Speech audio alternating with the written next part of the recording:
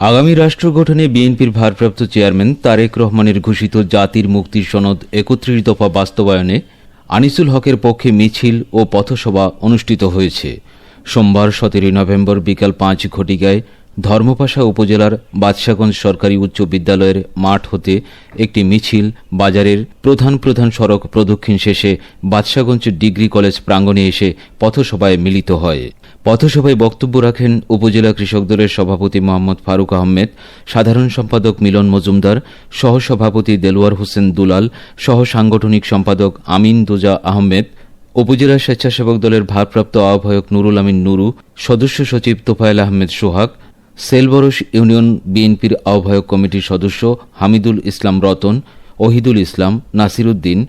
সেলবরস union ছাত্রদলের সাবেক সাধারণ সম্পাদক মোকাদ্দিস মিয়া, ইউনিয়ন যুবদলের সহসভাপতি সাকিবুর রহমান সহ বিএনপি ও অঙ্গ সংগঠনের নেতৃবৃন্দ উপস্থিত ছিলেন। বক্তারা বলেন, ত্রয়োদশ জাতীয় সংসদ নির্বাচনে ২২৪ সুনামগঞ্জ ১ আসনে বাংলাদেশ জাতীয়তাবাদী দল বিএনপির মনোনীত প্রার্থী, বাংলাদেশ জাতীয়তাবাদী কৃষক দলের কেন্দ্রীয় নির্বাহী কমিটির সহ সাধারণ সম্পাদক ও সুনামগঞ্জ জেলা বিএনপির আহ্বায়ক কমিটির সদস্য জননেতা আলহাজ আনিসুল হককে বিজয়ী করতে হবে।